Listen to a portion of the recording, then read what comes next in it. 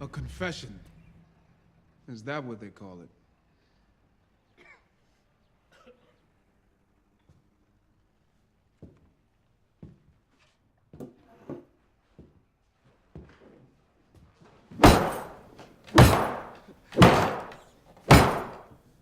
Billy Lyons was thrown in jail for 3 days without cause. In the case of Inez Washington versus the CR&L Bus Company, gentlemen, I have reviewed all the papers and briefs in my chambers, and I am prepared to rule. The court finds that the service of the complaint was in fact made at the wrong address, as Attorney Friedman has argued. Therefore, the defendant's motion to dismiss is granted. Thank you, Your Honor. Great work, Friedman. And to get their confession, Special Agent Cheatwood, sent by the governor himself, took this club, his nigger beater, he called it. He tied Billy Lyons to a chair, and he pounded Billy Lyons in the head with it. And still, Billy Lyons insisted he had not committed these murders. We had this one pegged as a loser. You've got a real knack for spotting technicalities. Thank you, Mr. Sprague.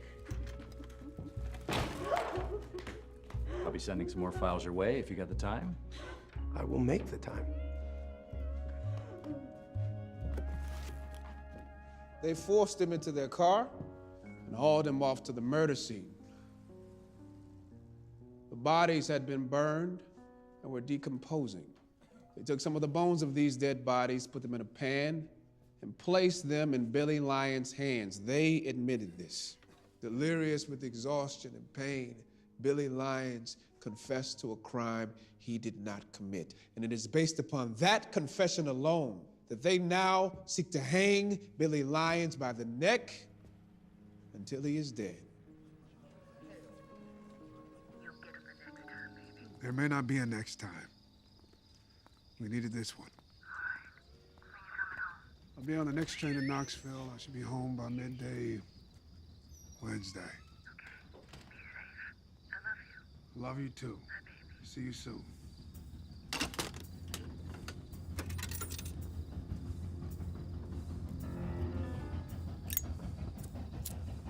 Hey, boy.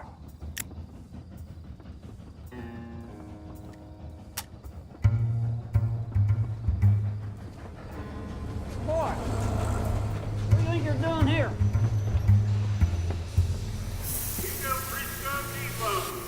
What you gonna do, nigger? See you boys another time. That son of a bitch. Let's go scare him.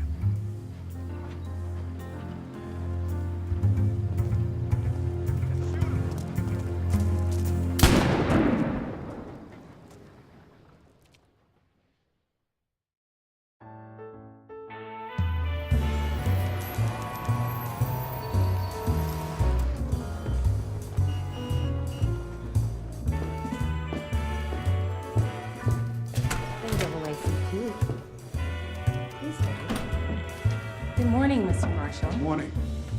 Welcome back. Thank you.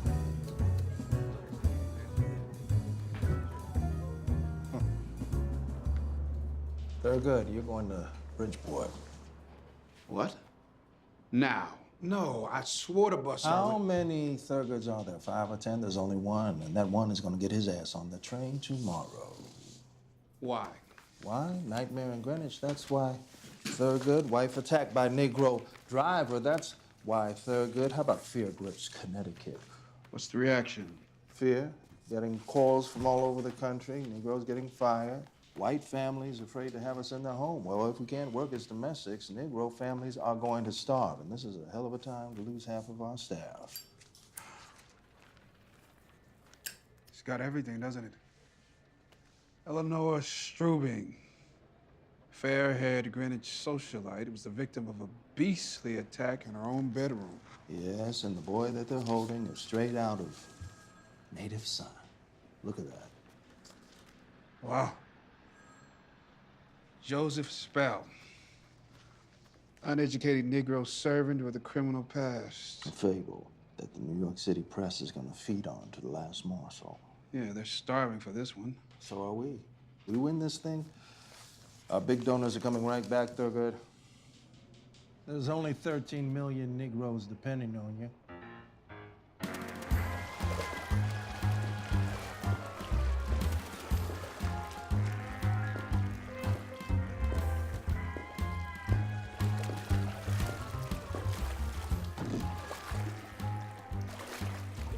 Erwin said I would find you here. What? Your brother said I would find you here. You know, swimming. Nice swimsuit. Who the hell are you? Ted Lancaster. Bridgeport High, remember? Trombone? Yeah. Still blowing it too, man. What are you doing here, Tad? Oh, I am working with the Bridgeport NAACP. Actually, I am the Bridgeport NAACP, and I need a little favor. Do you know that Spell case? The guy who attacked the girl from Greenwich? Yeah. Now, National is sending a lawyer from the city to handle his defense, and we need a local guy to get him admitted.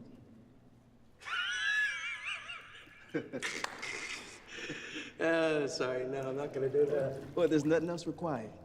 Not interested. Well, think of all the publicity, Oh, Sam. no, that's exactly what I'm thinking of. Well, now your brother seems to My think... brother is an absolute idiot. Listen, Dad, thank you so much for thinking of me. Honestly, I'm grateful. But I don't handle criminal cases, okay? Find someone who wants that kind of attention.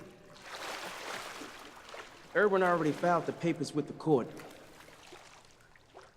He did what? Scattered over many parts of the country. Nazi aircraft were reported over the south Paper, please. the Midlands, as well as over the London area. Thurgood Marshall, National Association for the Advancement of Colored People. Sam Friedman. Friedman and Friedman. Good to meet you, Sam. Hey, give me a hand with these, would you? Sure. What have you got in here, cement? Guns. Books, Mr. Friedman. My law library. It goes where I go. Look, I told Tad Lancaster I'll get you admitted as a favor, but I can't get involved in a case like this. Yeah, why not? Well, I do insurance defense, you know, accident cases. I've got a reputation to think of. Ah. That must be difficult, What? having a reputation to think of. You meet our client yet? Your client? And no, I was Well, waiting come for... on, then. Let's get to it.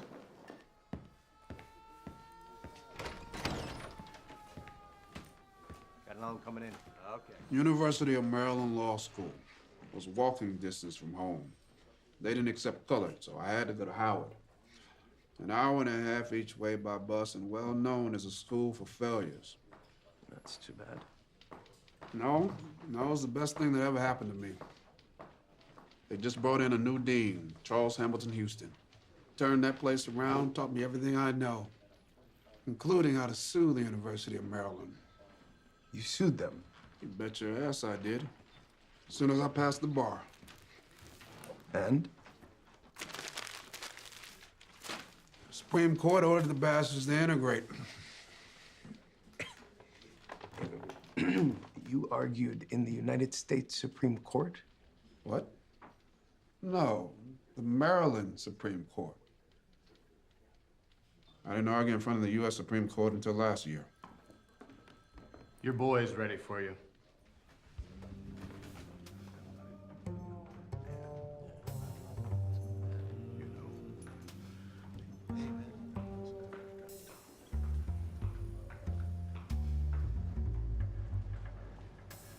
Spell!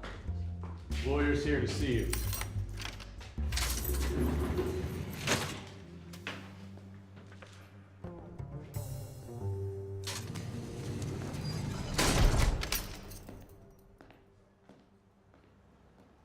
Mr. Spell, I'm Thurgood Marshall with the NAACP.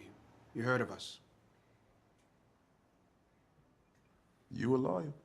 I am. This is Sam Friedman. He's a lawyer, too. Hey, you can go. Got no money for lawyers. Anybody ask you for money? Did you rape that woman, Joseph? No. Why does she say you did? I don't know why she's saying that. She says you raped her and tried to kill her. She lying. I was up in White Plains at a club. Come on, Joseph. All night long. No, not all night. Okay, I was at the house but couldn't sleep. So I went to play cards. Got back maybe 6:30. Anybody see you at the club? Yeah. But I don't know their names or nothing. For an alibi defense, you need witnesses, Joseph. Otherwise, it's her word against yours. And who do you think they're gonna believe? There was a cop. A cop? Stopped me in Port Chester on the way to the club. Looked at my license, then let me go. What time was that? I don't know. Maybe 3 in the morning. I'm telling you this up front. The NAACP were not like most lawyers. We only represent innocent people, people accused because of their race. That's our mission. You understand? So I need to know this. Look at me now. Did you do what they said you did? I never touched that woman. Okay, Joseph. You got lawyers now.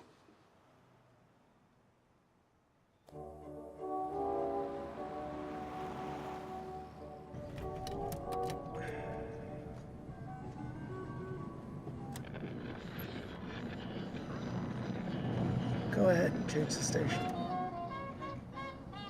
What do you know about the prosecutor? Lauren Willis graduated Yale the day he was born. Unless you came over on the Mayflower, you're nothing to him. They're grooming him to be senator, I hear. What do you know about the judge? Judge Foster, former law partner of Willis's father.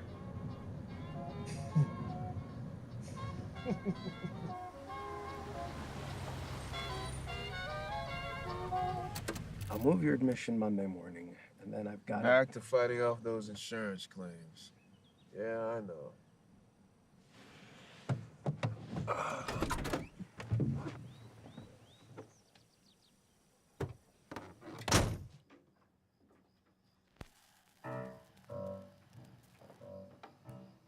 Ah, so you like Langston Hughes, huh? Of course, don't you? I don't give a damn about no poetry. Come on. I actually went to school with Langston. I just wish he'd do something more worthwhile with his time. That bourbon, Mr. Marshall. Sure. You know, Tad's got a law degree too, from Fordham. They told me you were a driver. Yep. The state of Connecticut decided to not allow me a license to practice law. They were generous enough to give me a driver's license, however. I see. What about you, Irene? What are you gonna be when you grow up? A nurse like your mother? No, A lawyer then? no.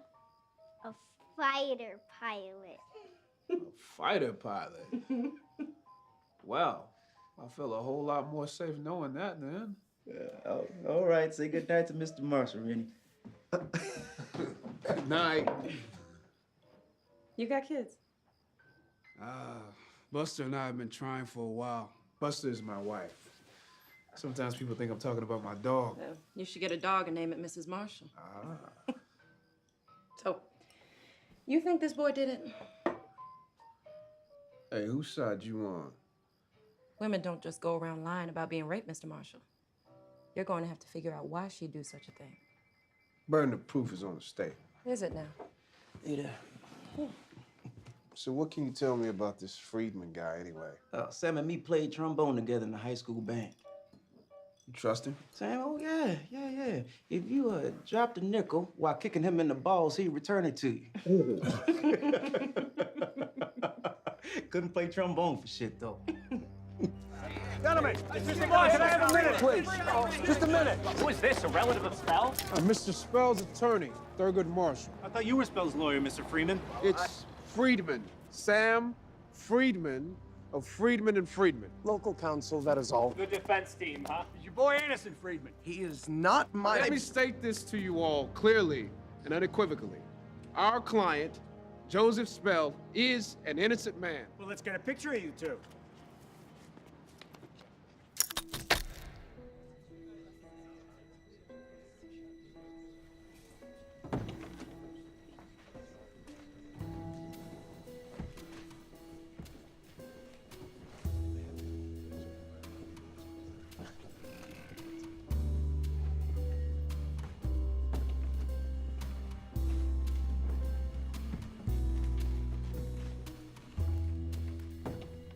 All rise. Superior Court is now in session. The Honorable Carl Foster presiding.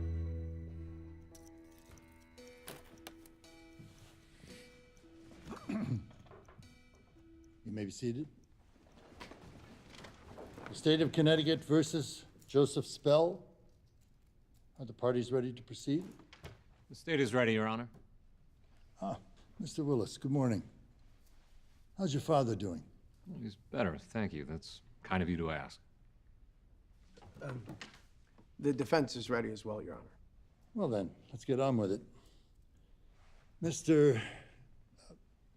Friedman, you filed an application to admit an out-of-state attorney? Yes, Your Honor. Attorney Thurgood Marshall of the Maryland Bar. I have the application in front of me, Mr. Friedman.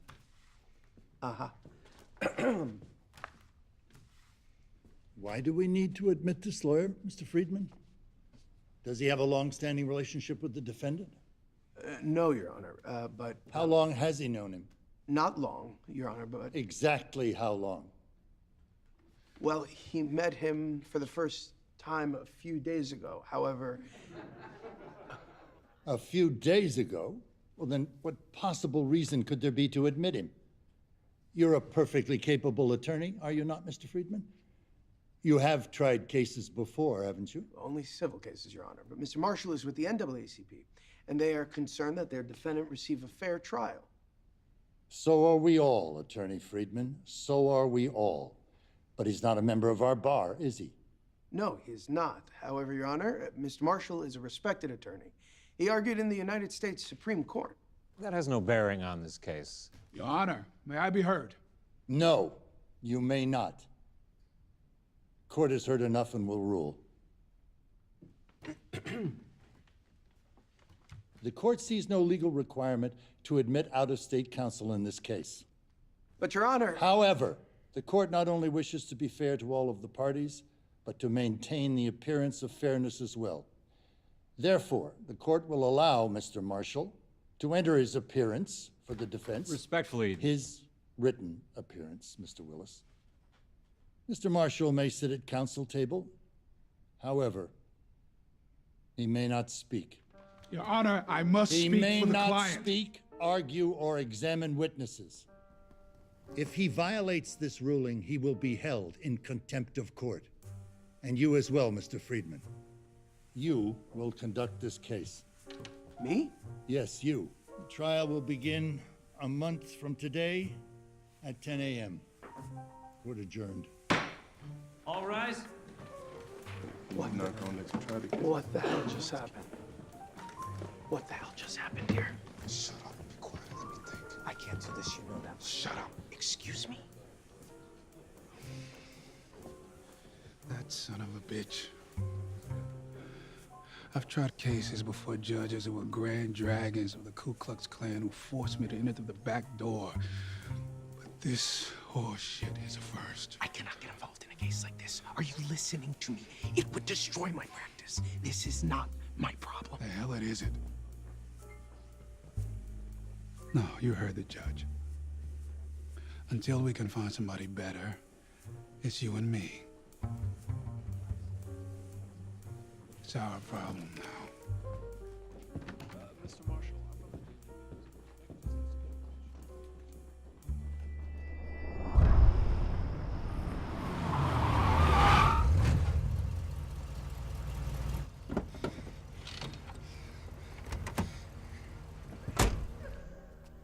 according to Eleanor Strubling's account, Spell rapes her at home, ties and gags her, and drives up here. He stops approximately 60 feet onto the bridge, like so. Takes her out of the car.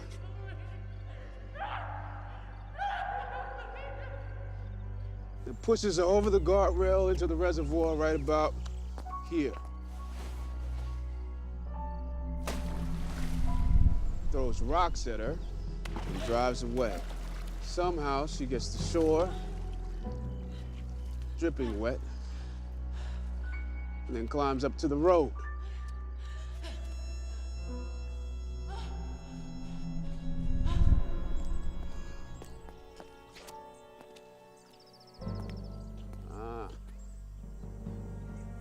awfully scary down there, though.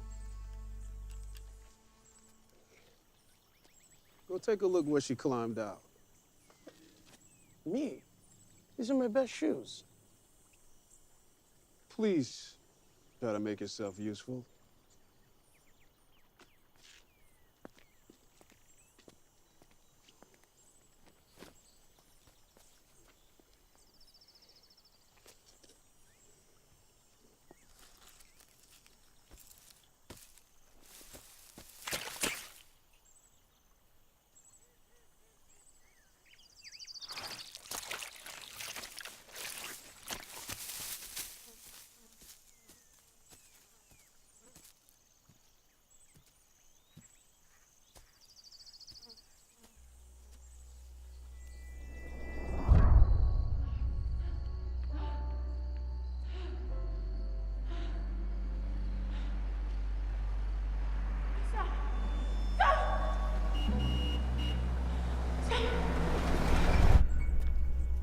This is where the truck driver found her.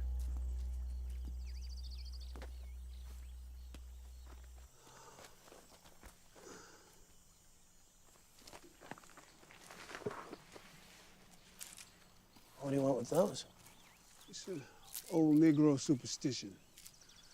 Always take a little piece of the earth with you. Really?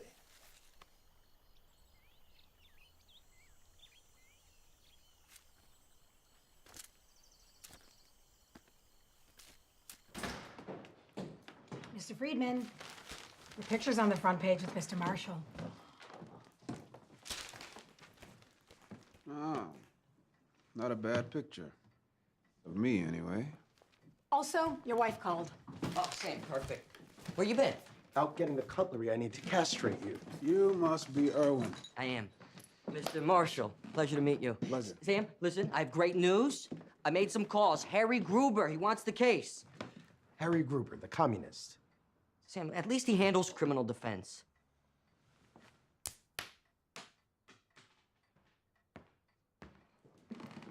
You get Gruber on the line, Ruth? Sure thing. Thank you. This is not a cut and dry case. I mean, you should really consider whether or not this is something you want to commit to, as far as I'm concerned. You want the Communist Party taking over? They'll martyr spell for their own cause. Not my problem. You think he did it? That's for a jury to decide. What do you think? You think he raped this woman and drove her up to the reservoir to kill her? People have done stranger things. That's right. People do all sorts of strange things, horrible things. But throw a woman over the bridge into the water, not check to see if she's dead, then drive back to her house? I mean, you've got to have a pretty dim view of Negroes to think any one of us would do anything so goddamn stupid.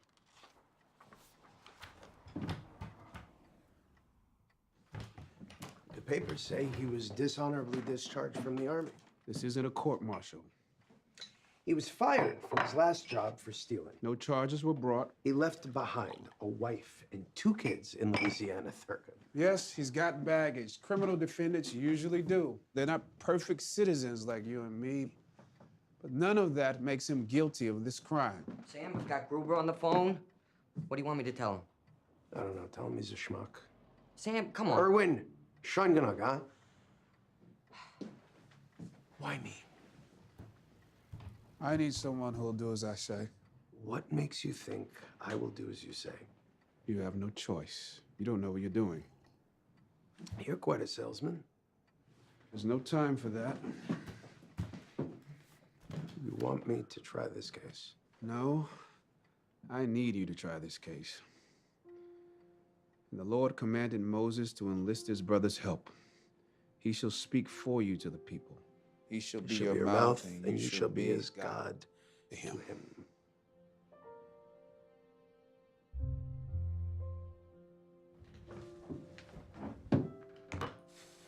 Tell Gruber to go fuck himself. All right. And find the cop who stopped Spell. We need a witness. Okay, I'm on it. What is this? You say you've never tried a criminal case before, right? Yeah, that's right. You better start reading then. You've got 1 month.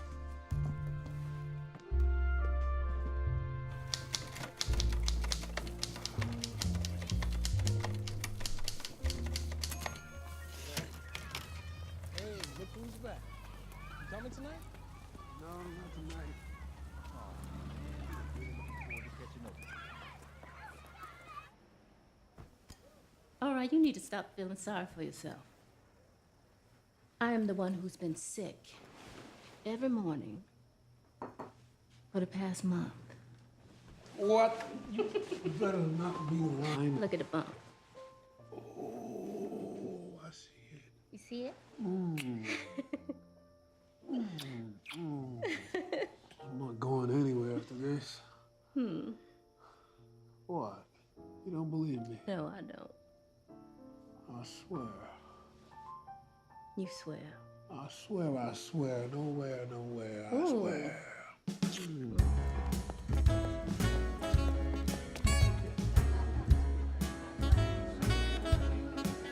Trouble in my, guess I'm blue, but I won't be blue always. Sun is gonna shine in my back door someday. Langston, he swore on his mother's life that he wouldn't be going anywhere anytime soon. My mother's name was never mentioned. Well, this case is all anybody in the city is talking about. Which only means that the inevitable loss will be that much more devastating.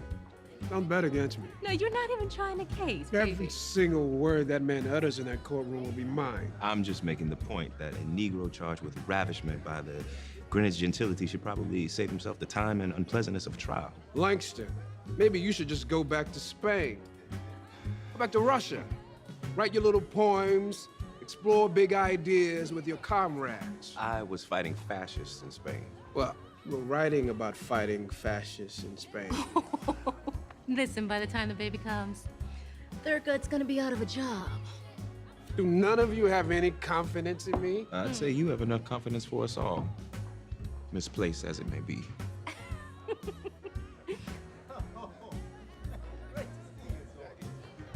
God, here comes Zora. Probably leaving dinner with Charles Lindbergh. Don't you dare. Zora! Come on over here. Zora Neale Hurston. Hi, how y'all doing? Langston Hughes. Zora. And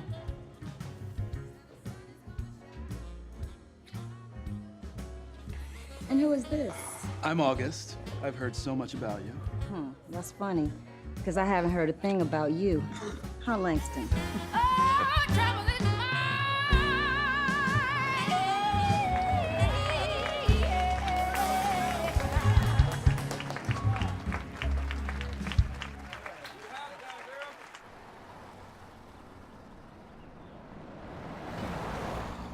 Okay, guys, we ready to go?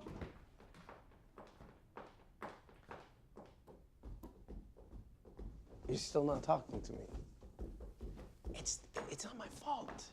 You have no idea how persuasive this guy can be.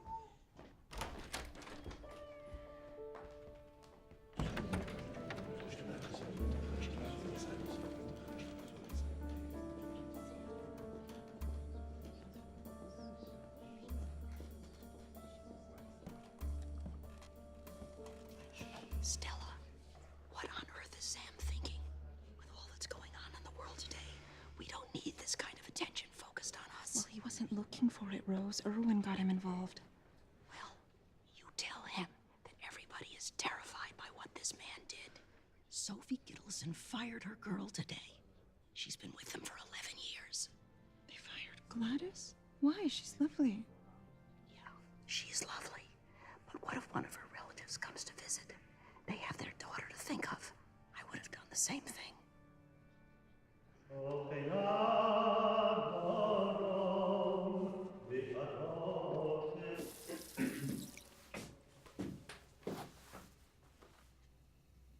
Well, if it isn't Mr. Friedlansky.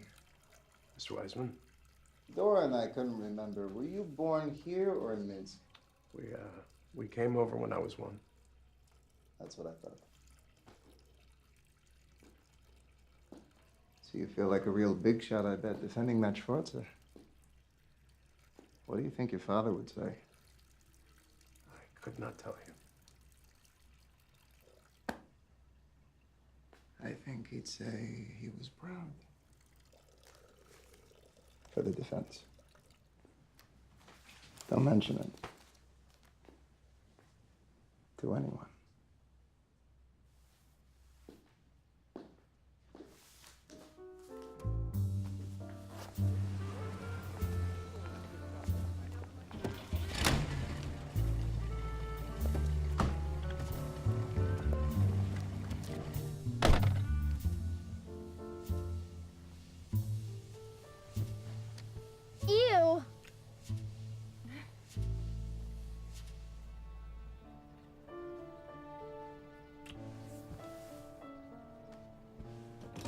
Jury selection, gentlemen. Clerk, call the first veneer person. Lester Gilman of Norwalk. Mr. Gilman.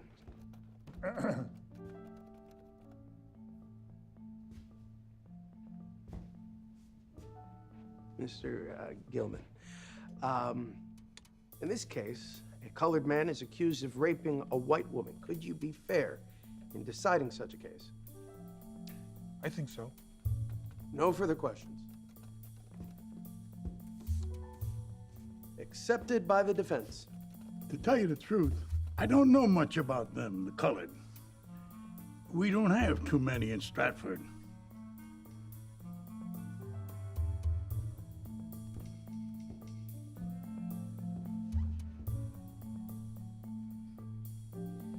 Excused.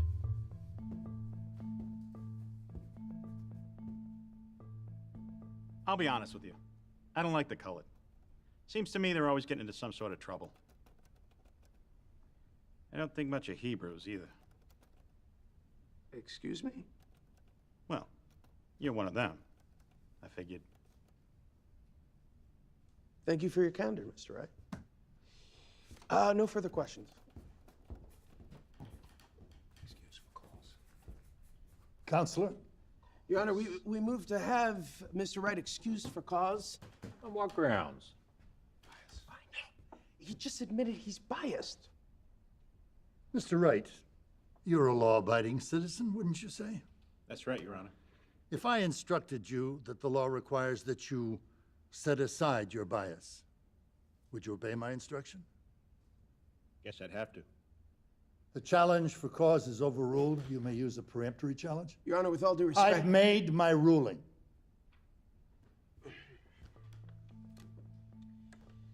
Excused.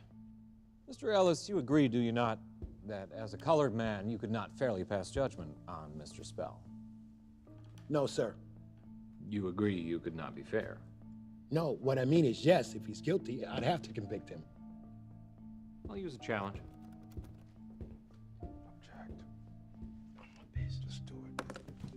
Your Honor, I object. Grounds? You can't use the challenge to discredit. I heard that, Mr. Marshall. It's a peremptory challenge, Mr. Friedman. The state may use it for whatever reason it wants. Mr. Willis, you have 4 left. The defense has 1. What's the point of that? Every single time they discriminate, we're going to object. Recognize it now. Mrs. Richmond, you reside in Greenwich? Yes, Mr. Willis, I do now. And if the state proves its case, you could convict the defendant? Yes, of course I could. Thank you, Mrs. Richmond. That's all I wanted to know.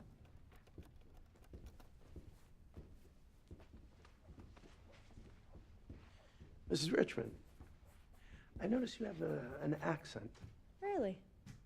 Here, I thought you were the one with the accent, Mr. Friedman. Fair enough. Mrs. Richmond, where did you live before moving here? Raleigh, North Carolina. But now you live in Greenwich. Yes, that's right. Well, if you live in Greenwich, you must have heard about this case. It's all anybody talks about. I assume then that you've come to some sort of conclusion regarding the defendant's guilt or innocence? You assume incorrectly. I don't have all the evidence, now do I? Have you met Mrs. Strubing? In passing, at parties and community events. I believe we belong to the same club. Do you really think then, Mrs. Richmond, that with all of these connections, the club, the parties, that you could really just set all of that aside? I don't see why not. Thank you. No further questions. The state accepts, Mrs. Richmond. Your Honor. Mr. Friedman. Your Honor, may we have 5 minutes, please? Fine with me, Your Honor. The court will recess for exactly 5 minutes, but we're not going to make a habit of this, are we, Counselor? No, of course not. Thank you, Your Honor. We have one challenge left. It was made for this woman. Just trust me on this. She's a Southerner, lives in the same town. Take her. I'm not your goddamn puppet. I'm getting rid of her. She's smart, she's confident, she resists authority. Did you see the way she talked back to you? The other jurors will listen to her. Which is exactly the problem. She knows Mrs. Strubing. They run in the same social circle. If she doesn't put her on a pedestal, maybe Mrs. Strubing is a drinker. Maybe she has a boyfriend in town. This woman may know things. You are stabbing in the dark. Maybe, but this I do know. The one thing Southerners like her hate more than the colored. Arrogant Yankee pricks like Willis. Were you watching her?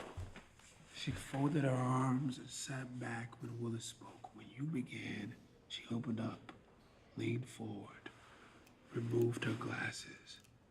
These are signs. Signs of what? She likes you.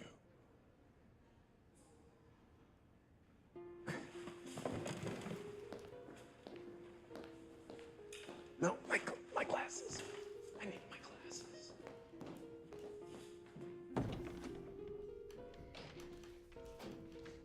It's about time, I know.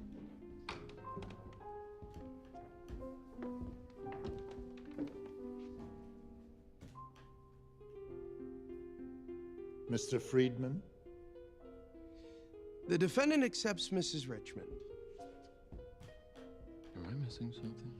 Mrs. Richmond, you've been accepted by both of the parties and will serve as our 12th and final juror.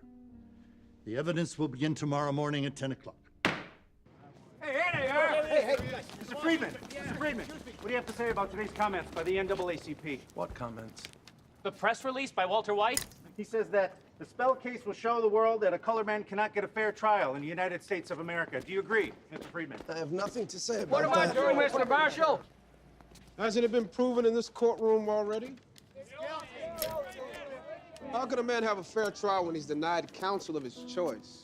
When the members of his race are eliminated from service on his jury, when fear and bias against his race are the central points of the case against him. In Europe right now, the forces of tyranny have mobilized behind the vision of a so-called master race. But here in America, our differences aren't supposed to matter.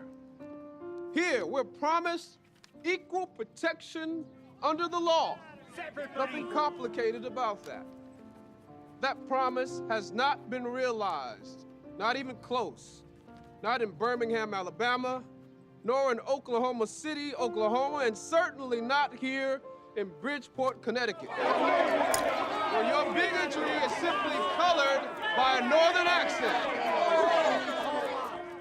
But a fair jury can always render a just verdict. That's what we're striving for here today. The Constitution was not written for us, we know that. But no matter what, we're gonna make it work for us. From now on, we claim it as our own.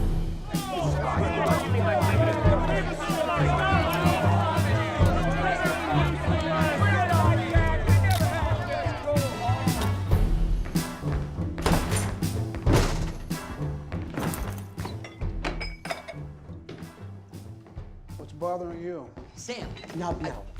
What's bothering me? You insulting the judge on the courthouse steps? That's what's bothering me. Just relax. Excuse me?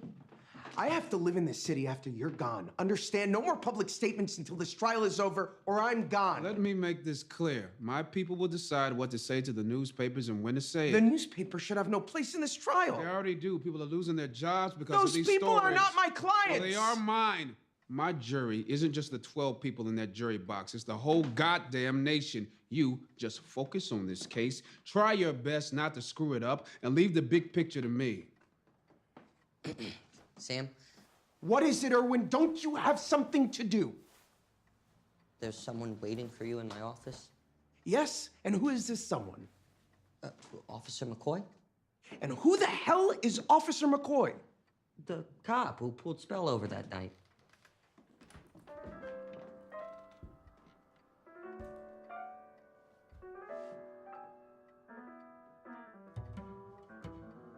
I just did what you said. I drove around Port Chester, pulling over police cars, and I found him. Attaboy, Irwin. Attaboy. What time did you pull over Mr. Spell? Did you hear the question? 3:37 a.m., according to my notes. Why'd you stop him? Didn't look like a man like that would drive that car. Was anyone with him in the car? No. He was alone. You're willing to testify to that in court? If I have to. I want to get a sworn statement from Officer McCoy, then escort him out. Officer.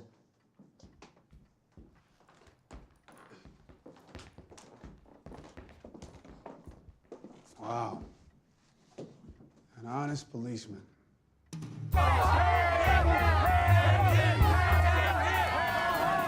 See what your publicity stirs up? Nah, it just brings them out where you can see them.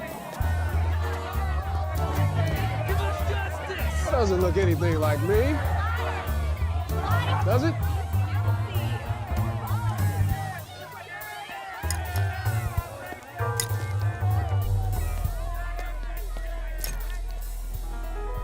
State of Connecticut versus Joseph Spell. Are counsel ready to proceed? Ready for the state? We are, Your Honor. Mr. Willis, you may call your first witness. The state calls Greenwich Police Captain Burke to the stand.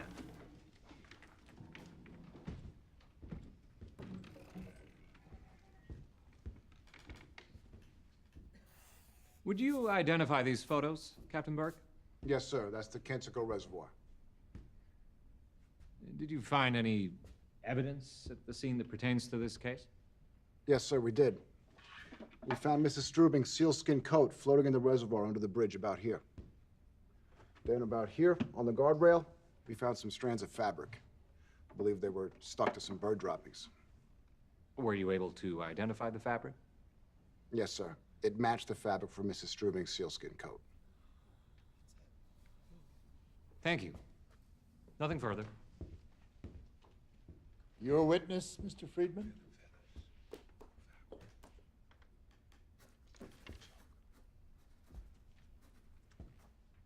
Bird droppings. Sorry? Oh, bird droppings, Captain Burke? Yes, that's right. Were you able to identify the bird? May I? Thank you.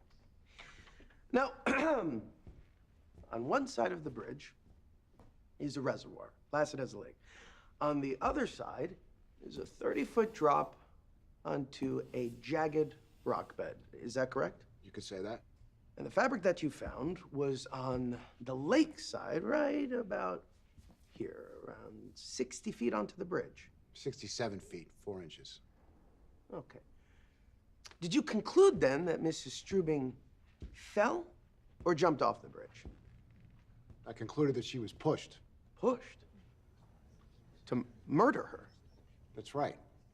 As a trained crime investigator, Captain, did you ever ask yourself, if someone wanted Mrs. Strubing dead, why not push her onto the sharp, jagged rock bed rather than the still lake water? Object. Asking for speculation. Sustained. The jury will disregard the question. Now, Mrs. Strubing told you that after pushing her into the water, Joseph threw rocks at her from the bridge. Is that correct? Yes. Mm-hmm. Were there any rocks on the bridge? I don't know. There may have been. But there were rocks in the area around the bridge. Is that correct? Yes, there were. About how big were they? I really couldn't say.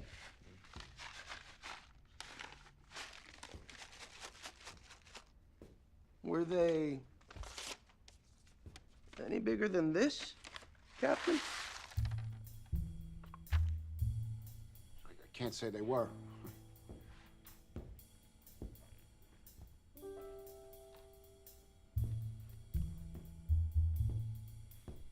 This is a pebble, isn't it, Captain? You could call it that. What would you call it? A pebble. Pebble.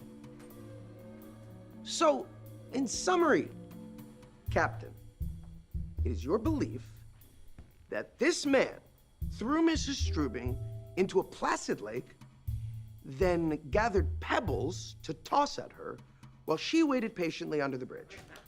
Object. Withdrawn. No further questions, Your Honor. Captain Burke, you are excused. Court is adjourned. All rise.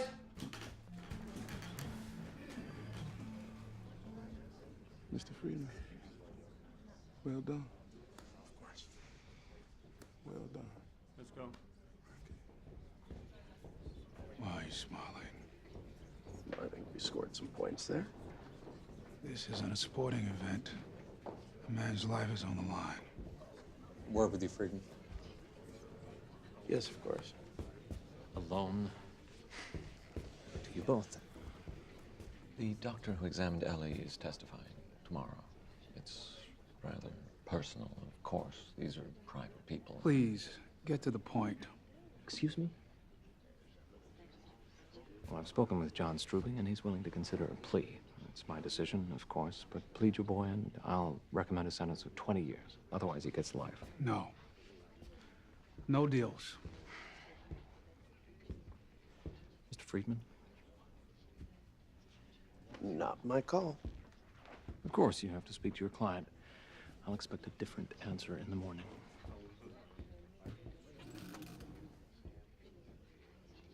Even with good behavior, you'd be locked up at least 14 years. I could maybe do that. They don't know we found the cop, Joseph. We don't even know if Strubing will show up. You could walk out of here a free man. But if she does, if you wrong. Listen, the decision is yours. Sam, I need to talk to Joseph. Are you asking me to leave? Of course not. He's your client. I'm asking you to listen.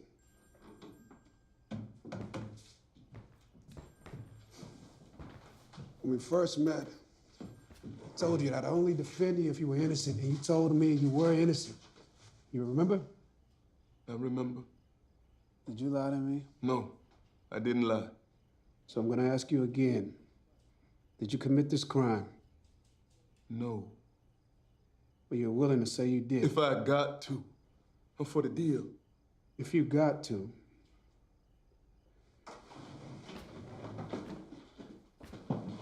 My great-granddaddy was a slave. Were your people slaves, Joseph? When we were slaves, we had to do what the master said, but we're not slaves now, are we? No, we ain't slaves. You say that like it's nothing. We ain't slaves because we rose up and we fought and we fought and we fought till we got our freedom. Isn't that right? My granddaddy escaped when he was 15. Fought off 4 men and an attack dog, my mama said. Okay, then. You tell me this. After what your granddaddy did to get his freedom, you're just gonna give it right back for nothing? Something you didn't even do? Understand this. If you want your freedom, you're gonna have to fight for it. You don't have to fight alone. That's why I'm here. We've got weapons now, Joseph. Our people do. Weapons we didn't have before. We've got the law. And you've got Sam, one of the finest young trial lawyers in this country on your side. You really think we can win? I wouldn't be here if I didn't think we could win. Dr. Sayre, please tell the jury your field of specialty. I specialize in the field of gynecology, and I deliver babies. On the morning she was discovered in the reservoir, did you have occasion to examine Mrs. Eleanor Strubing? Yes, she was brought to my home by the police at, let's see, 6:30 in the morning. Did she tell you what had happened? Objection? Hearsay? Overruled. Doctor? I've forgotten the question. What did Mrs. Strubing tell you? She told me that she had been raped by a colored man who worked for her.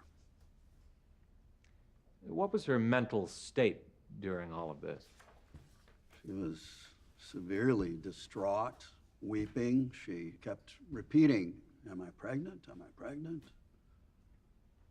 Did you then examine her? Yes.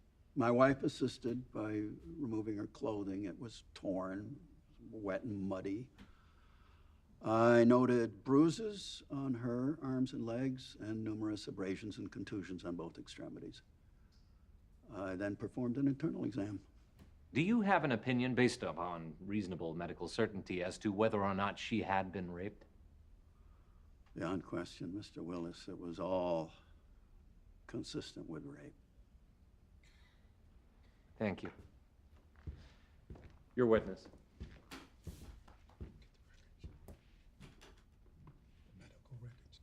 Your Honor, may we please see the medical records of Dr. Sayer? Object. These are personal. Overruled. I'm sorry, Mr. Willis, but the witness referred to them. They must be turned over. Thank you, Your Honor. May I?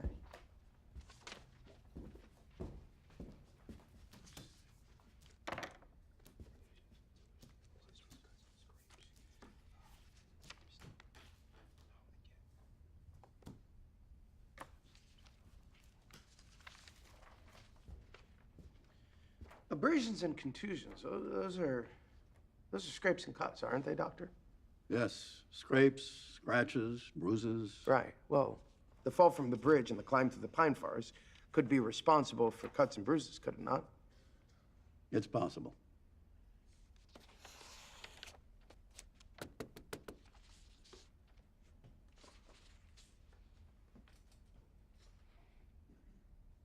You did an internal exam. You found edema, swelling, traces of blood. Yes.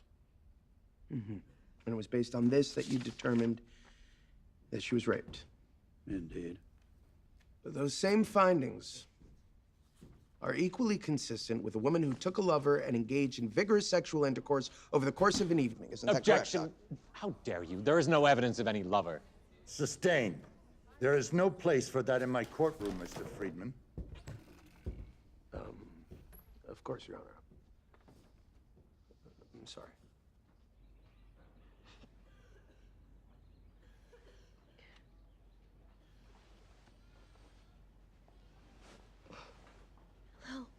Hey, baby. No, they just pulled me out of proceedings. What's... Baby. Didn't make it. And it was so much worse this time, the bleeding. Just... It wouldn't stop. I'm so sorry.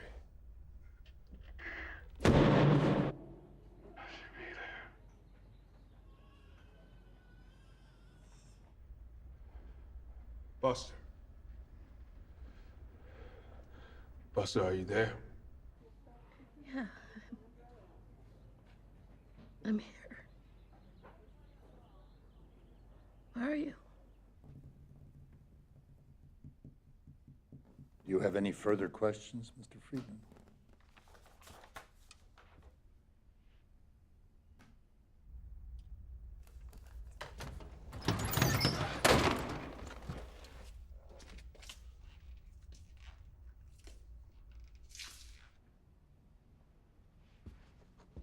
Mrs. Strubing told you that she resisted her assailant? Yes, she did. And you looked under her fingernails too, didn't you? To see if you could find any traces of skin. I did. What did you find? Splinters, dirt in some. Any skin, Doctor? Yes, I was just about to get to that. Excuse me? There was skin. Where in these records does it say anything about finding traces of skin? It's not in the records. My wife took the notes. She did not write down that bit of information. Why not, Doctor? Why would she not record that? Out of respect for the patient's privacy, Mr. Friedman. It was the skin of a colored man.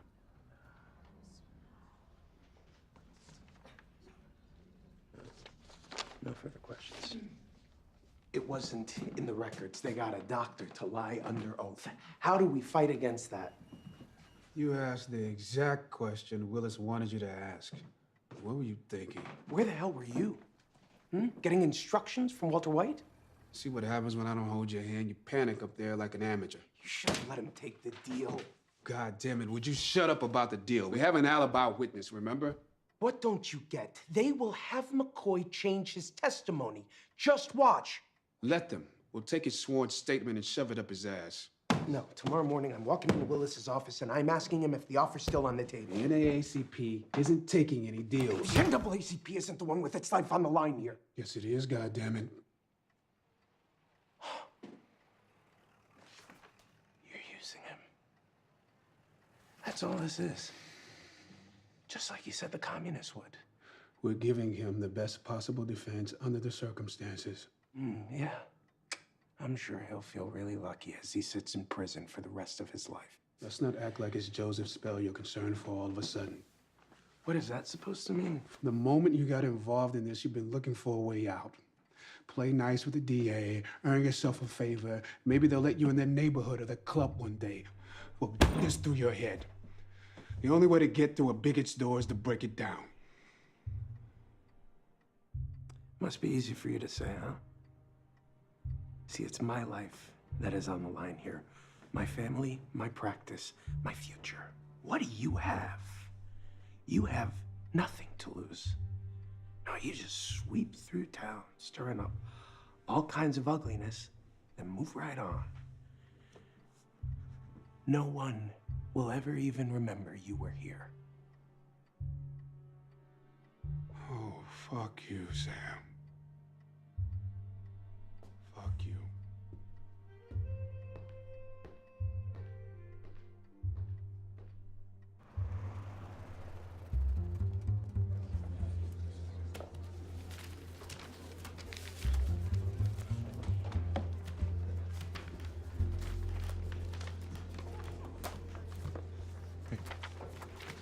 You two okay?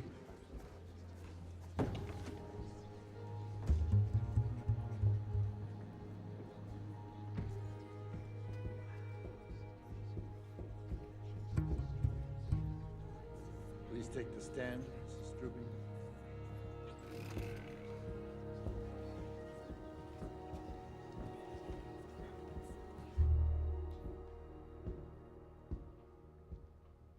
Mrs. Strubing, you reside in Greenwich?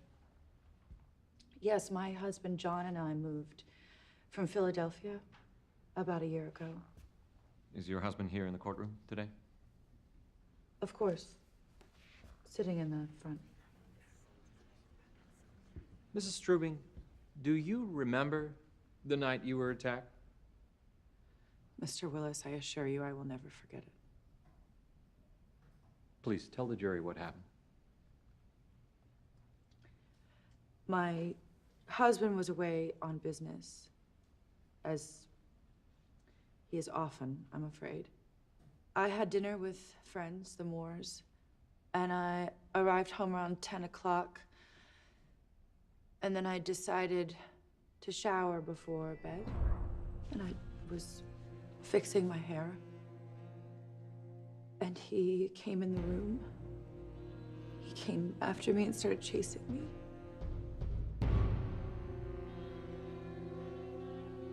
He had a knife. The knife was pointed at my throat, and I thought of screaming, but I couldn't. He penetrated me. I couldn't make him stop. His body was crushing me. What happened next, Mrs. Strubing? He said he wasn't finished with me. And then he did it again. Did what? Raped me, Mr. Willis. And then what happened? When it was over, he said, "We're going for a ride, Mrs. Strubing." After all that, he still called me Mrs. Strubing. Then he tore my dress with his hands and gagged me. I show you Exhibit H. Is this the dress? Yes, that's it. And is this Exhibit I taken from that dress similar to the gag he used on you? Identical. Then what happened? We started driving. I had to lay down on the floor so that I wasn't seen. He came around, pulled me out of the car, and I remember feeling weightless. Suddenly, I was freezing, and rocks were hitting around me. Mrs. Strubing, do you see the man who raped you in this courtroom today? Yes. He's right over there, the colored man. For the record, Mrs. Strubing, which colored man? The one in the brown suit. Thank you. One more question, Mrs. Strubing. Did you encounter anybody else during your time with Mr. Spell? Yes, as we were driving toward the reservoir, the car suddenly filled with red light. It was the police. I thought at last I was saved. And then Joseph said to get down back there, and if I made a sound, that he would cut my throat. Then I heard the policeman, and I thought, please, please just look. But he didn't. He spoke with Joseph, and then he left. I'm so sorry. I did not want to cry. I'm so sorry. You've been very strong, Mrs. Strubing. She certainly has, Your Honor. No more questions.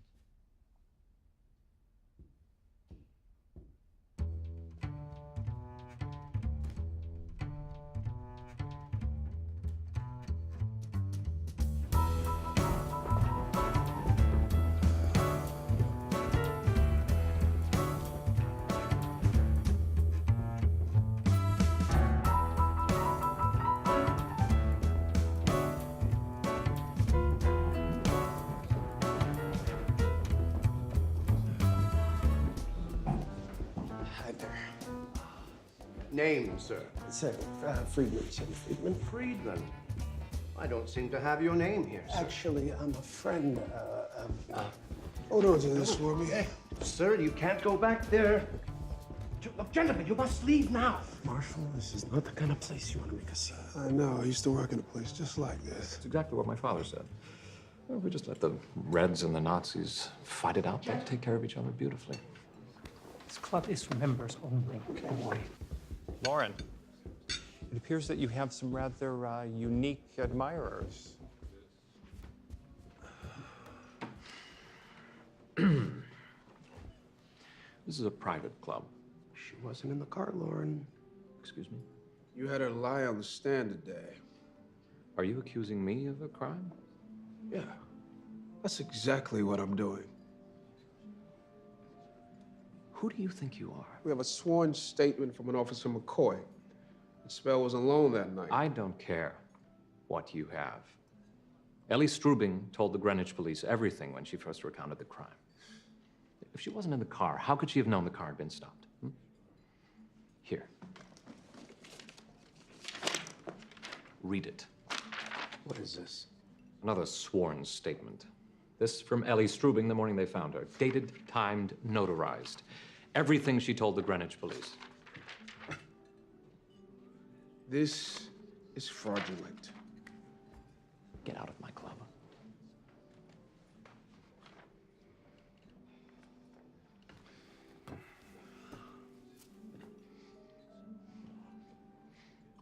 I've had better.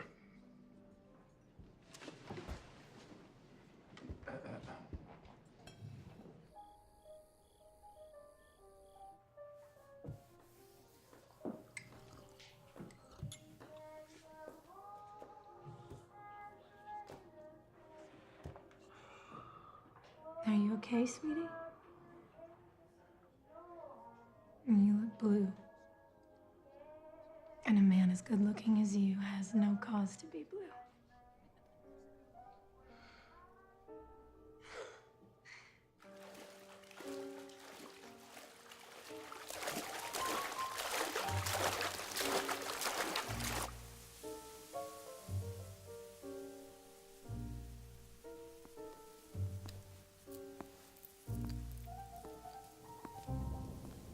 see.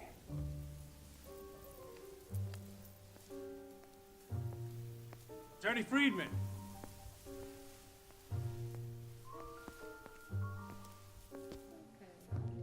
Not much of a conversationalist tonight. It's okay. I am. I'm Jen. Very good. Pleasure. I've never seen you here before.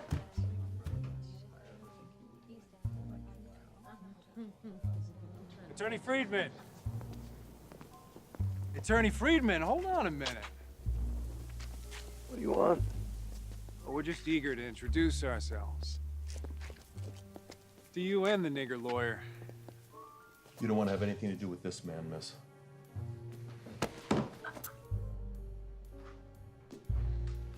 Excuse me. You gentlemen are making a big mistake. It's no mistake. You know who you are. Bet you wish you had your nigger lawyer friend now. Get out of here! Get out of here! Hey! Let him go! Hold on. Take it up! Take it in! You take it up!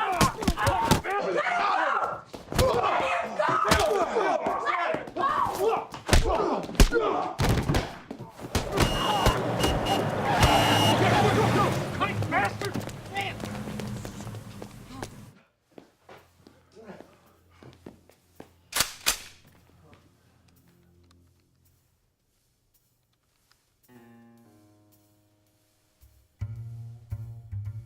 This here is Mr. Thurgood Marshall.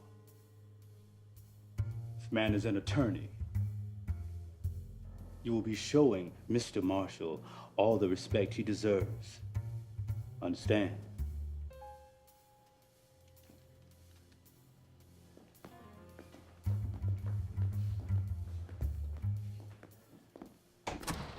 Sit down and finish your bourbon. Say something.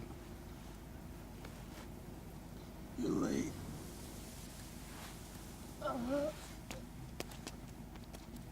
What happened? Huh? I didn't mean to start trouble. It's not your fault. It's okay.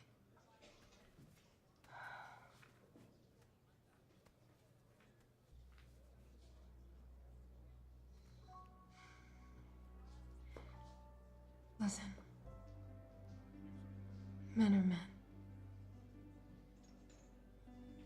And women are women. Right? Right. The Nazi masters of Germany have made it clear that they intend not only to dominate all life and form of their own country, but also to enslave the whole of Europe. There's Flonkin. Why are you so... Sam, what happened to you? I could use some ice. What is it? What's wrong? I got in the first punch. What's wrong? What is this? You've been crying.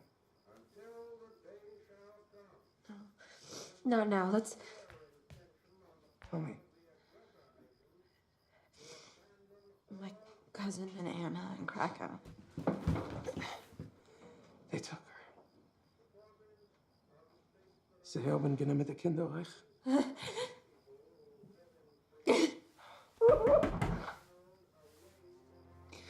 Who is that? I don't know.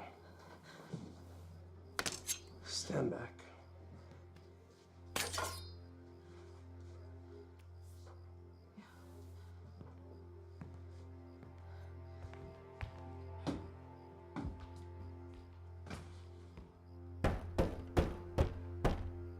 Who is it? Me. Thurgood. Your co-counsel, open up.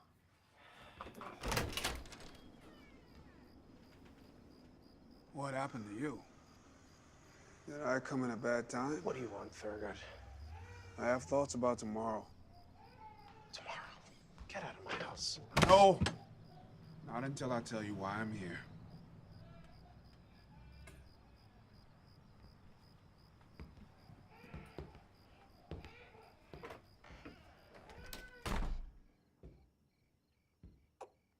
Hear me out. You were right. I had it all wrong all along. Spell was with her all night. Spell lied. This is your big epiphany? Eleanor Strubing lied too. Neither of them have been telling us the truth. Thurgood, you have just broken this case wide open. My God, you really are a legal genius. Men are men and women are women. Men are men and women are women, Sam.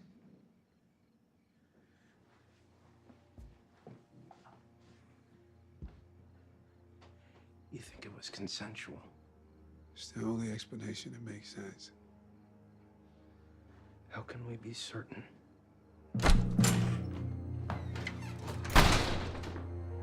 We need to talk. Talk about what? Listen to me carefully now. Did you have sexual intercourse with Eleanor Strubing? No. Why you keep asking me that? I never asked you that before. Did you have sex with her? Speak, goddammit. I told you I didn't. She says she was in that car when it got stopped. You hear her say that in court? I heard, but she's lying. No. She's not lying. You're lying. Why are you taking her side? The cop told... cop never searched the car. She was in the back seat, wasn't she? No. Look, I'm telling you, she... Get this through your head. She gave a statement to the police early that morning. She knew then the car had been stopped.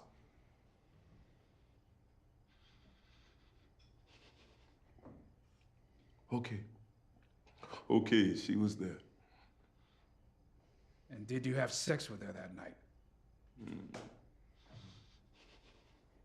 Answer me. Answer me now! Yes. How many times? 2 times. So you're guilty. You've been lying all along. No, look, it wasn't rape. What about the skin under her nails? The doctor lying too? When we got to the reservoir, I parked the car.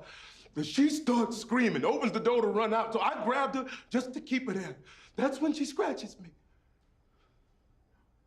You lying to me again? No, it's the truth. Why didn't you tell me the truth in the first place? I was confused. It's not good enough, Joseph. Willis is gonna ask why you lied sure as you're standing here. He's gonna ask you in front of everyone. The jury's gonna be studying you with all 24 eyes. And you're just gonna say you were confused? I couldn't think straight. That's not gonna swing it. You lied in a sworn statement. Why would you do that? Because I was scared. All right. I was scared what they's gonna do to me if they find out.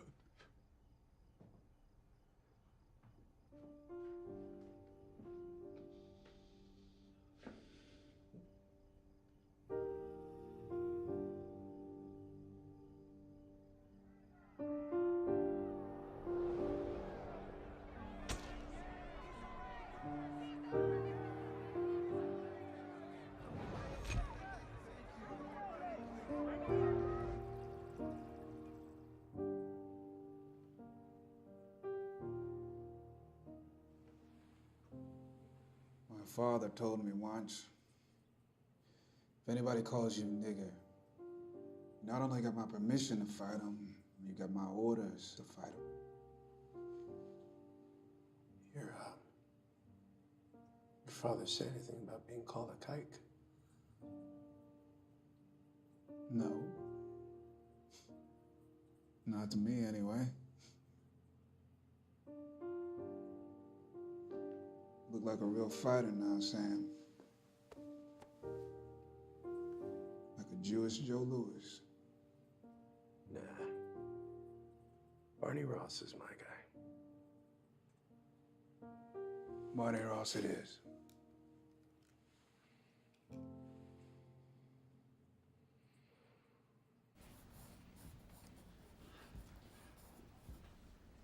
morning. Good morning, Mr. Friedman. Mrs. Strubing, you're originally from Philadelphia, is that correct? Yes. College grad. Bryn Mawr, Mr. Friedman. You were an athlete, I understand? Yes, I was on the swim team. You and your husband moved to your estate in Greenwich last spring, is that correct? I don't know if I'd call it an estate. I'm sorry, a mansion? John and I moved here to Greenwich, rather, last May. But your husband was away on the night of this incident, is that right? Yes, as I said, on business. You've testified that you went out on the evening in question. That is correct. To the Moors. Did you drink at the Moores' home? As I recall, I drank some wine. How many glasses would you say? I don't remember. But it was more than one. I didn't say that. I said I didn't remember. When you drove home, were you tipsy? I never drink enough to get tipsy. Okay, so you went straight up to your room to shower, is that correct? Yes. And when you came out of the shower, you say Joseph was waiting for you. I didn't see him at first. I had no reason to believe that I wasn't alone. But then he was there.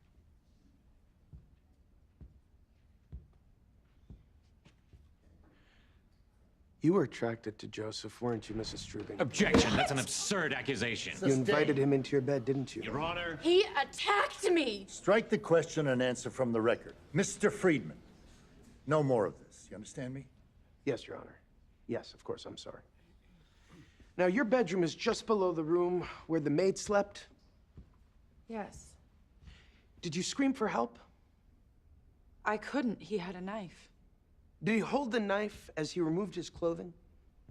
He must have. So he removed his pants, belt, zipper, whatever, with one hand. Apparently so. You told Mr. Willis that you fought him, but he overpowered you, is that right? Yes. There was a phone right next to your bed. Did you attempt to use it? No, I was terrified. Afraid to use the phone or scream for help, but not afraid to fight back. You have no idea what it feels like to be so afraid. But at no point, during the hours and hours that the two of you were together, did you ever attempt to make any calls to escape, to raise your voice for help? Object. This is I was scared for my life. Sustained. The jury will disregard the question. You knew you had been unfaithful to your husband. You were terrified of what he would do to you if he found out, and you wanted to get away. He is badgering That is the not witness. true. I was forced to leave the house. He bound me, he gagged me, and he dragged me to the car. The police stopped the car, Yes, but still you did not scream. he had a knife. Right, the knife. As you testified, you were afraid that he was gonna slash your throat from the front seat of the car, was it? I couldn't make a sound. Because of the gag. Yes. Mrs. Strubing, this Exhibit I is identical to the gag that he used? Yes. Let's just show the jury what he did then. Mrs. Strubing, please instruct Mr. Marshall, if you would. The gag was between your lips. Is that correct, Mrs. Strubing? Yes, that's correct.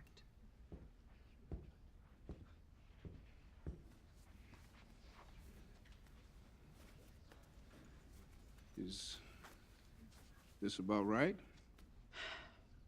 No, it was a bit tighter than that. How about this, ma'am? Yes, that's about it.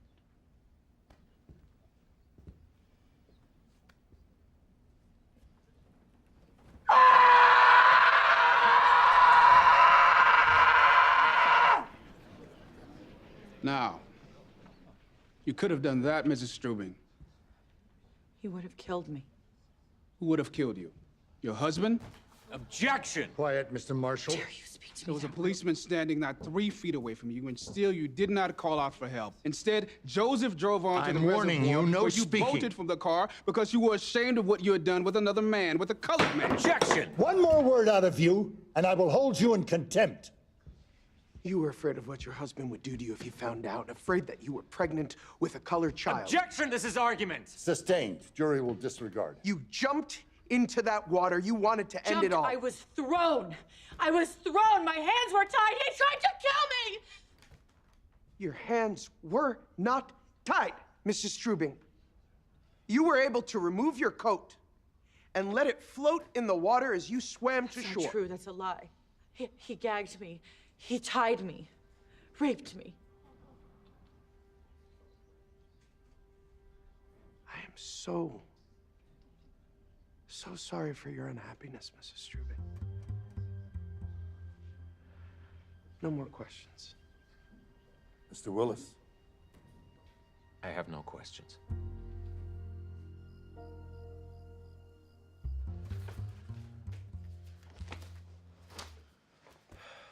How can we put Spell on the stand with all this baggage? The jury needs to hear him deny it, and you bring out all the bad stuff yourself. Don't leave anything for Willis. What happens to the organization if we lose? I don't even want to think about it. You could blame me. You're one of us now, Sam. Haven't you noticed? In the papers, they write Sam Friedman and Thurgood Marshall of the NAACP.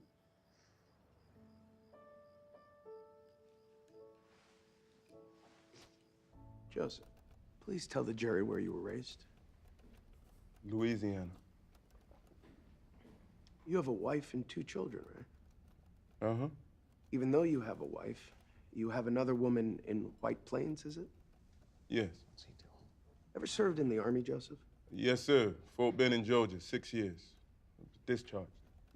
That was a dishonorable discharge. Yes. Then you moved north. That's right. Before working for the Strubings, you worked for another family in Greenwich? Yes, sir. They accused you of stealing and fired you. Yes, sir. And when you worked for the Strubings, did you run into any other difficulties? No, sir. Did the Strubings treat you well, Joseph? She was always real nice to me. What about Mr. Strubing?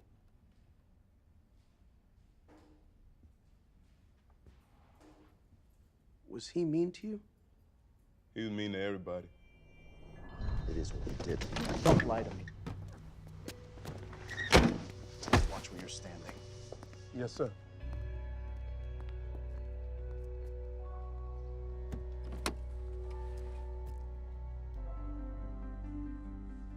Just a second, Joseph. I'm sorry.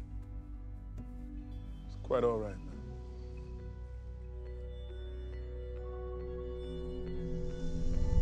On the night of this incident, why did you go into Mrs. Strubing's room?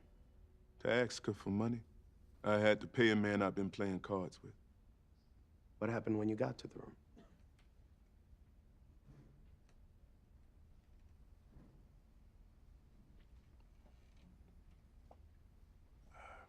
Knocked on the door. Come in. I could tell she'd been sad. She was crying. You okay, man? What do you want, Joseph? No, it can wait, Mrs. Strubing. But she told me to stay and ask my question. Told her I needed some money. She asked what for.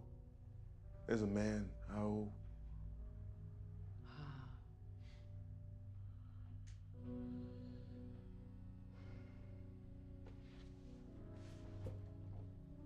So she went to the bureau.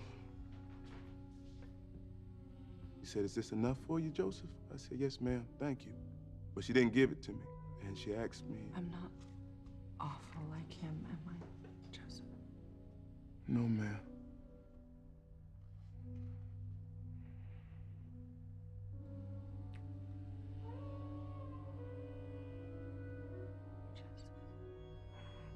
She asked me not to leave her alone that night.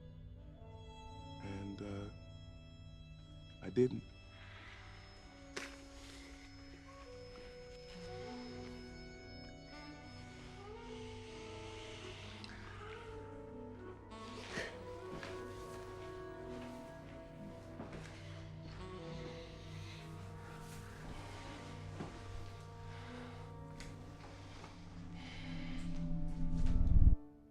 Then what happened?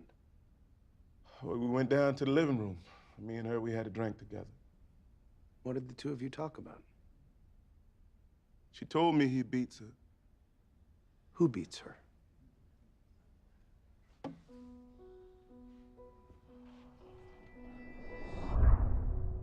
Who did that? My husband.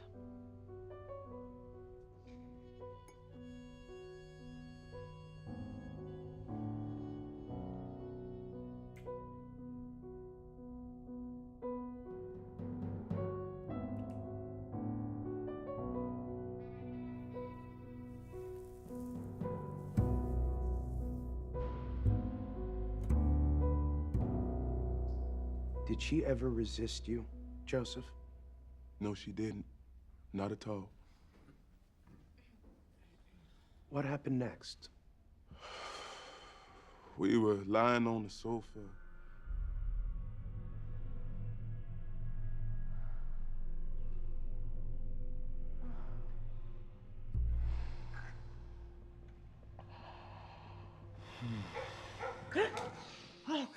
And she heard some dogs barking.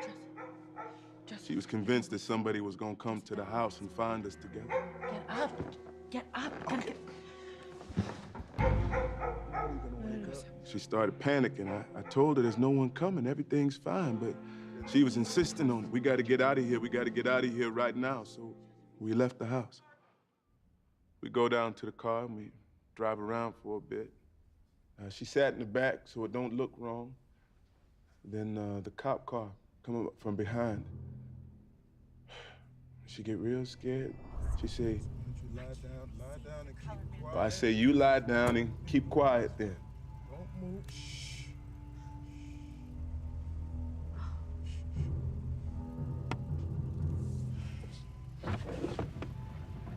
Where'd you get this car, boy? I'm a chauffeur, sir. Belongs to John Struben, Greenwich, Connecticut. Identification? Yes, sir.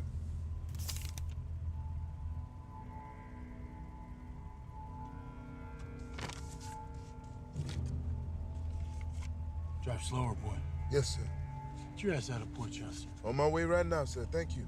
What happened next? We get to the reservoir and she screamed at me. Joseph, stop the car. Stop the car. Joseph, stop the car! What's the matter? She keeps shaking her head and saying, what have I done? Everything's gonna be fine, Mrs. No, Street. no, Just no, take no. a deep breath, okay? No, you don't understand. Maybe we should just go back to the house, huh? You don't understand. You don't understand. She keeps saying I'm gonna get pregnant. No, you ain't. I said, I'm gonna get pregnant and I was can't real have a careful. color. You're not gonna have no babies at all, okay? Now I say, just let me take you home. And she screamed at me. Let me out of the car! I'm gonna tell everyone you raped me! She go to open the door and I grab Let her me out! just to keep her there. That's when she scratches my arm. Mrs. Struben, hey. Whoa. Mrs. Struben, what you doing up there? I yell at her to come back, but Come on down right now. Let's get in the car and go home. she just turned away. Mrs. Struben, go.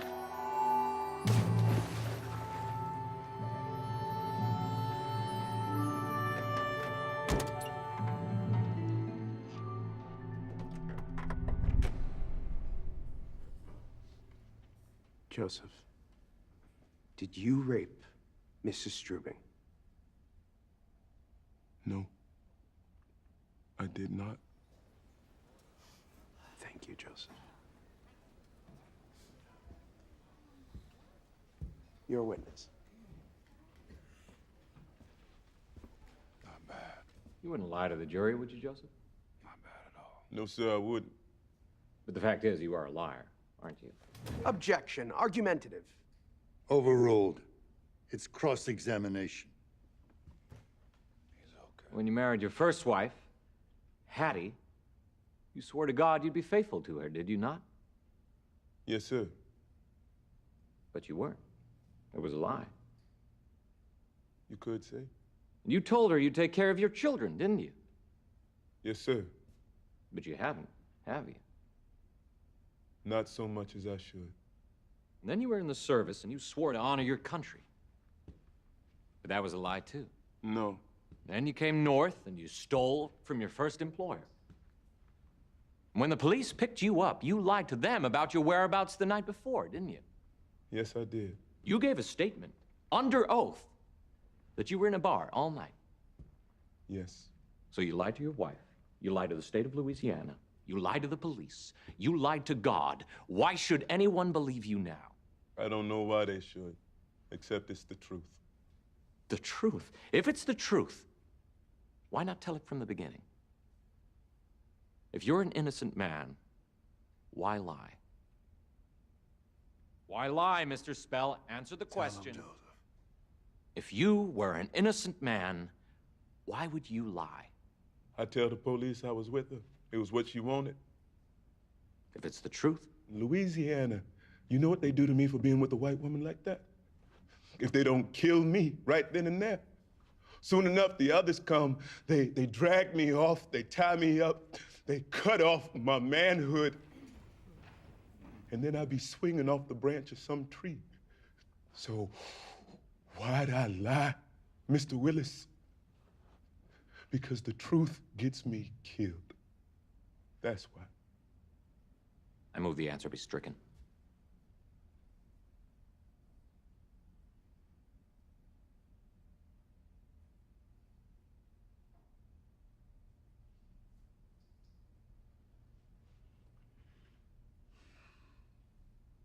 The answer will stand.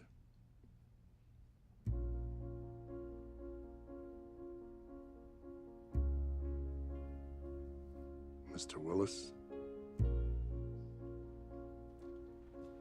Nothing further, Your Honor.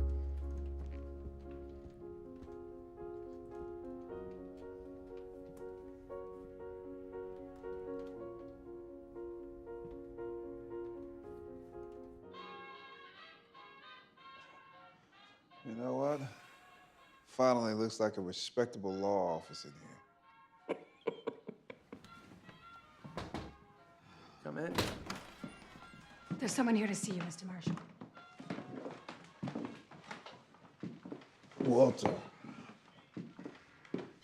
What are you doing here? Can we talk? I'll just move to Irwin's office.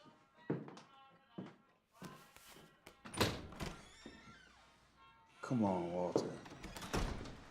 What is this? 14-year-old boy in Mississippi. They say he killed a cop. He needs a lawyer. And I have to leave tonight. You ready with this submission? Sam, he will be. Then there's no reason for you to stay. I'll take care of everything.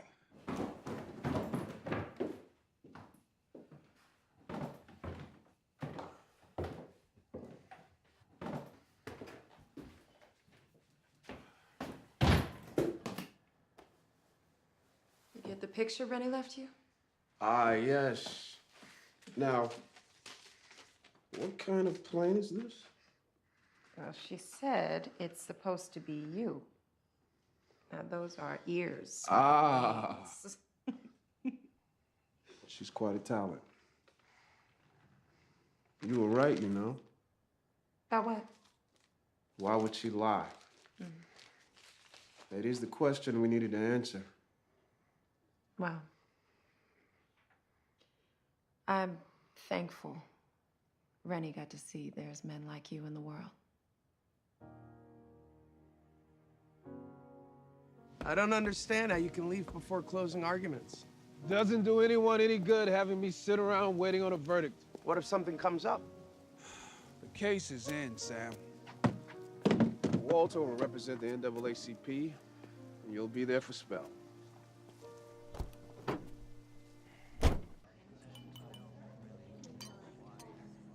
Sam, did you know I only have one testicle?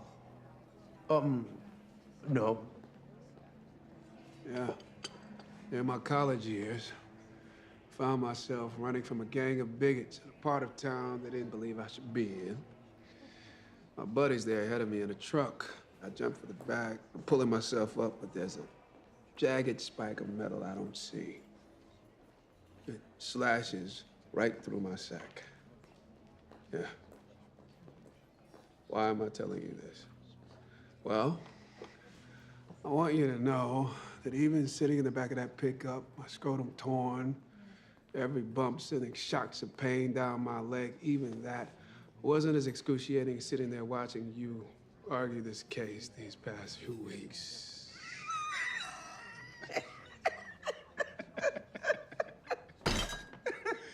But I did learn something. I need an army of lawyers just like you, Sam. Lawyers who don't even know they want to make a difference, who with just a little bit of training and be just as capable as me. Well, almost as capable. And until then, what?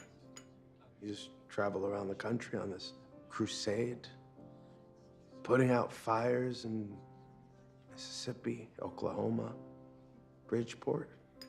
It's not really fires I'm after, Sam. It's fire itself. Get out your pen now. Here's the closing argument you're gonna give. Who is telling the truth? A woman from a fine family? With an unblemished background? Or a depraved man? A repeat criminal with no morals? A man whose whole life has been composed of a series of lies? Did this decent, church-going, intelligent woman, the graduate of a top college, engage in voluntary sexual relations with her Negro servant and then jump into the water for what? For pleasure? As the defense would have you believe? Of course not. Joseph Spell raped Eleanor Strubing, then he hurled her over the bridge to kill the only witness to his crime. Acquit him, and you will set a wild panther loose in our midst to stalk more victims, to threaten the safety and security of each and every woman in the state of Connecticut. Now, as a jury, you have been exposed to the darkness of a sinister man's soul. But you're also in a position of great privilege. Because you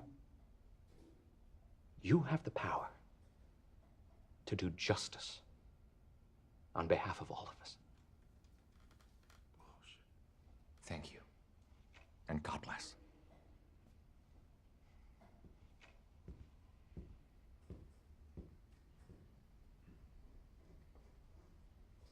Mr. Friedman? Why would a woman like Eleanor Strubing consent? No. Encourage sexual relations with a man like Joseph Spell. Let me tell you why. Eleanor Strubing's story is nothing less than tragic. She is a respectable woman from a fine family. She attended the best schools. She went to church each and every Sunday. As the good book says, she was spotless as the Lamb of God. She is spotless as the Lamb of God. She and her husband, John, moved to Greenwich.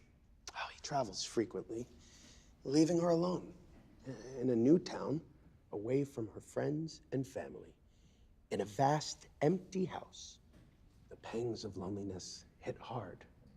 She has some drinks. I knock at the door. Joseph. Joseph? She was not expecting this. A young man, a handsome man. In a moment of weakness, her judgment impaired by the alcohol of the evening. Consumed by loneliness, she invites him to share her bed, to ease her pain. As the evening goes on, she becomes panicked that they will be discovered. She must leave the house, must escape her sin. What if she is pregnant? And with a colored child, what if her husband were to find out? What would he do to her? She cannot live with the fear, the shame. So then there they are, at the reservoir. An opportunity to escape her life, her despair. Joseph tries to hold her back, but she wrangles free, runs from the car. And she plummets into the water. Only as soon as she hits the surface, her years of training take over. See, she is a swimmer, and she simply cannot drown With her zeal to end her life gone, her only escape, she must accuse him. And so a story is created. A web of desperate lies filled with inconsistencies, absurdities, reasonable doubts. The state must prove its case beyond a reasonable doubt. It must be a clear case. No scream for help all night long. Doubt. No call on the 4 family phones. Doubt. No cry to the officer just a few feet away. Doubt. No rocks on a bridge. Doubt. Doubt. Doubt. Doubt. The doubt, my friends, is overwhelming. This is why you must find Joseph Spell not guilty. Ladies and gentlemen of the jury, you've heard the arguments of counsel. You may now retire to the jury room to begin your deliberations. Court is in recess.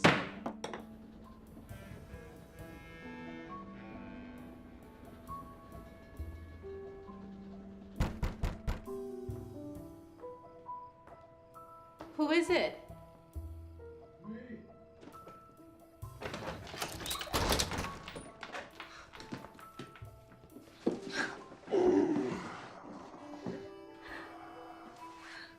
You're supposed to be on a train. I have a little time.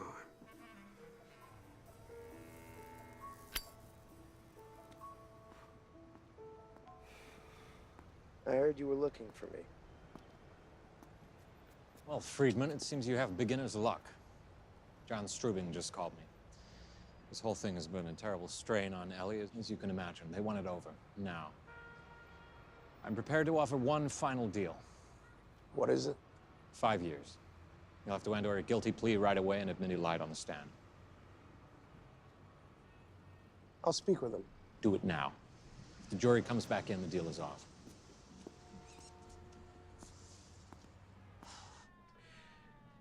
You'd be out after 3 years with good behavior, possibly sooner. You think I should take it? I don't know what the jury will do. It's a good deal. And if they convict me? Most likely, you'll spend the rest of your life in a prison cell. And I gotta decide right away. What I gotta do for the deal? Admit that you raped her and that you lied on the witness stand. Can I talk to Mr. Marshall? He's on a train, probably somewhere in Tennessee by now. I would never be able to reach him in time. And what do you think he would say?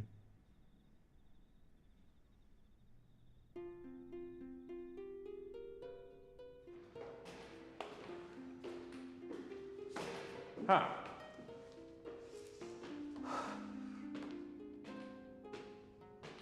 So, give me good news. No deal.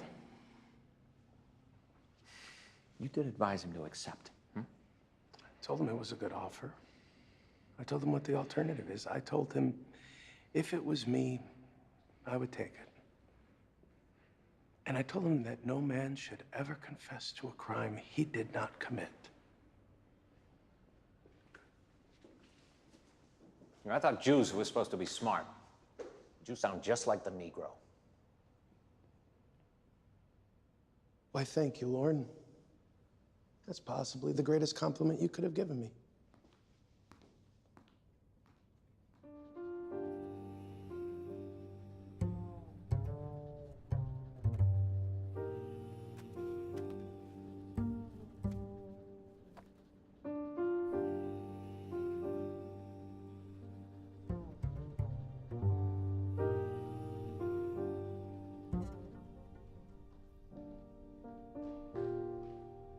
There's a verdict.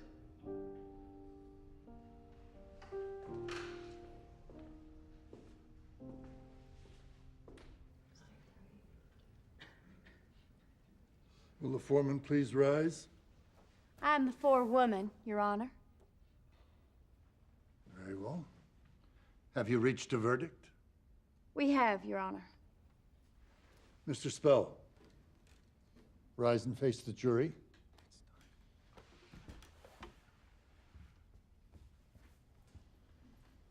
Madam Forewoman, what is your verdict? We, the jury, find on the charge of rape that the defendant, Joseph Spell, is not guilty.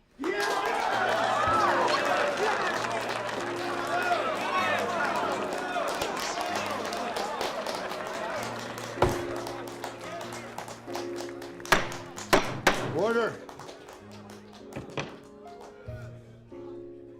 Is this your verdict? So say you all? We do, Your Honor.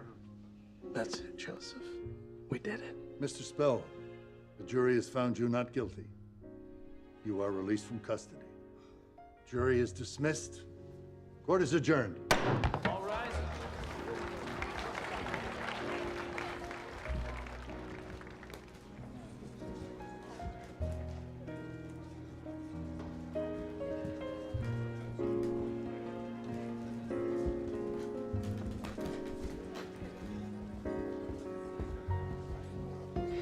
Congratulations, Mr. White.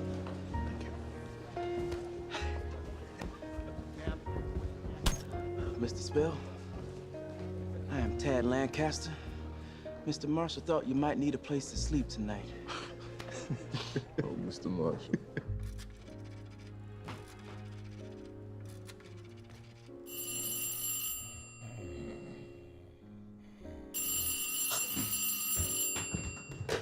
Hello. Hello. Sam. Sam, I can barely hear you. Is there a verdict yet? Yeah, it's me. Yeah, yes, can you hear me? Not guilty. What? Not guilty. Not guilty. Not guilty. Sam! Oh. Sam, I told you you could bring it home. Yeah, yes, we did it.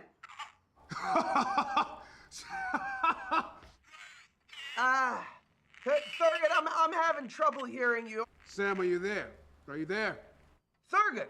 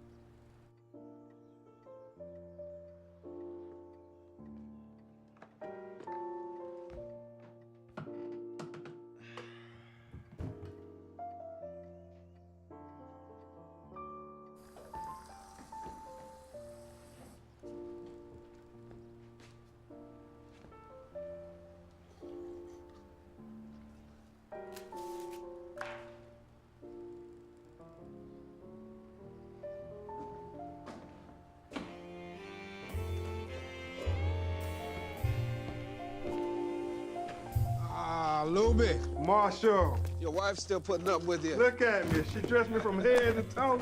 Got me looking as sharp as you. God bless you. We really need your help. I promise you I'll do everything in my power to help you. Thank you for coming, Mr. Marshall. We really need you in Mississippi. My pleasure. So let's get going. Are you hungry? You know, I very nearly ate my briefcase on that train. Well, when we get to the house, I'll fix you a nice supper. That would be nice. You can fill me in on everything that's going on down here.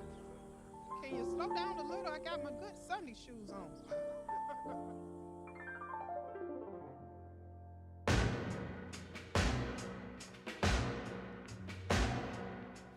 You can have all the money in your hands, all the possessions anyone can ever have, but it's all worthless treasure.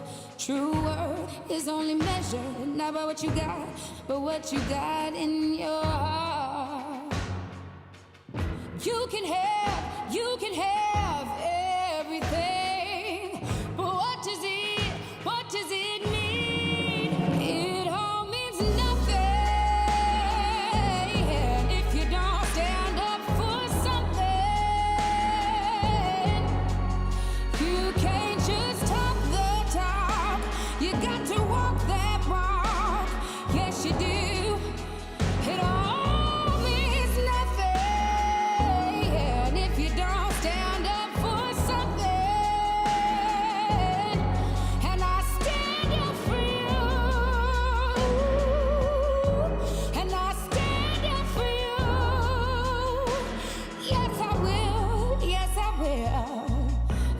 the best, do the best that you can do. Then you can look in the mirror, proud of who's looking back at you. Define the life you're living, not by what you take, but what you're giving. And if you bet on love, there's no way you'll ever lose. Take a stand, make a stand for what's right. It's always worth the fight. It all means nothing if you don't stand up for something. You can't just talk the talk, you got to walk that walk. Yes, you do. It all means nothing if you don't stand up for something. And I stand up for you, self-respect, dignity. If that's all you got, then you got all you need. And without that, you don't have a thing. Oh, no, no.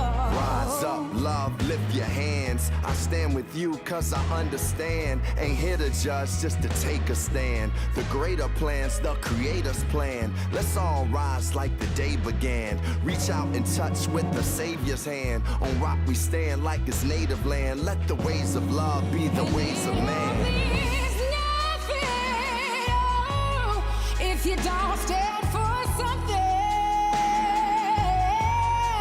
You can't just talk the talk, you got to walk that walk. Yes, you do.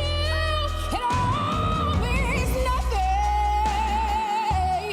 if you don't stand up for something. And I stand up for you. Yeah, I stand up for you. And I stand up for you. Stand up for you. Yes, I will. Yes, I will.